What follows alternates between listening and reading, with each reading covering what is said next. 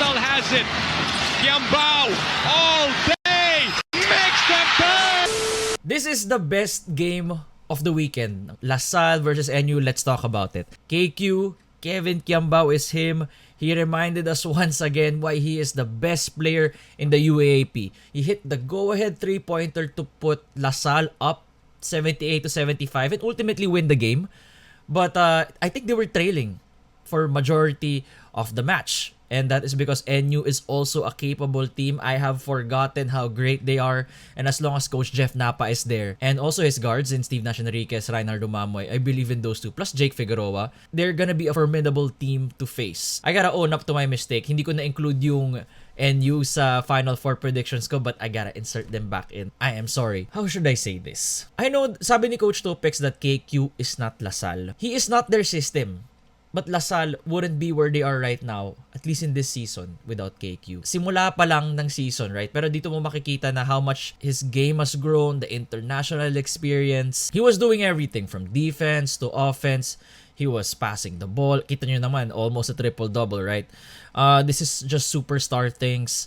Wala na tayo masyado masasabi about KQ. This man is also ripe for the pros. He could have left after last season. That's just my opinion. Ang galing niya na. He proved himself in the international stage. Next one, on why LaSalle won, was the overall contributions. Mike Phillips, 12 points, 11 rebounds, came off the bench. He missed quite a few shots from inside the paint.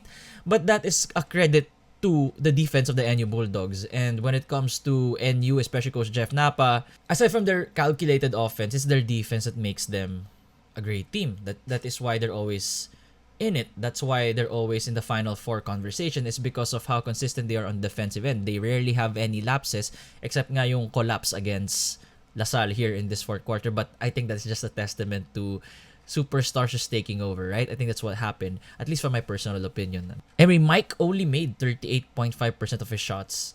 And again, because of NU, Earl Abadam kickstarted their comeback when they were down 64-71. He had 8 points, a rebound, and 2 assists. And EJ Goliana, finally a starter. He was mostly a bench warmer last season, his rookie year. Pero ngayon, Coach Topex, nung summer, nilalaro niya na si EJ Goliana. Sometimes he's starting, sometimes he's not. But you can see that there's a consistency in minutes when it comes to EJ Goliana. He's been playing in the summer, 15 to 21 minutes a game, 15 to 20. And in this UAAP game against NU, a Final Four contender, he started, played 21 minutes, had 10 points, 2 rebounds, a steals, the energy guy they needed. Bagay talagang size niya for the UAAP, for the guard spot. So the list goes on. Lian Ramiro, JC Macalalag, Raven Gonzalez, everyone had their moments. Si Henry Agonane was 1 for 9. I think maybe UAAP jitters and everything.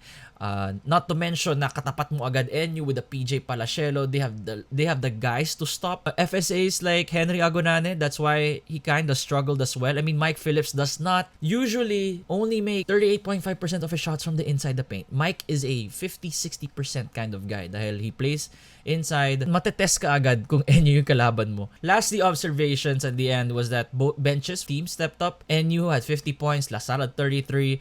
And Jake Figueroa and PJ Palacielo both came off the bench, combined 30 points. So, skalat na yung 20 points sa NU across the board. So, what we can dissect here from this first game, overreactions as I like to call it, is that NU strength will also be their bench, aside from their defense. So, that's something on how they will dismantle teams wherein hindi masyado nagkakalayo yung talent ng starters sila from their bench. Or in reality nga, there could be times na mas outperform ng bench yung starters ng NU. And that's just the depth of the Bulldogs. For LaSalle, they also have capable weapons. They are toe-to-toe with UP being the favorites to win the championship. They can also win back-to-back.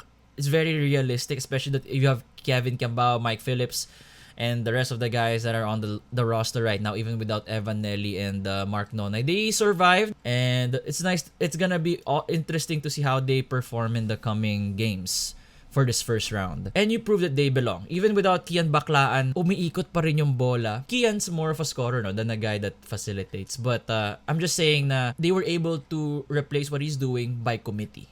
That's why they haven't lost a step. It's the same kind of NU intensity that we saw from last season in Season 86. Ganito yung mga laban nila against LaSalle, at least in the regular season.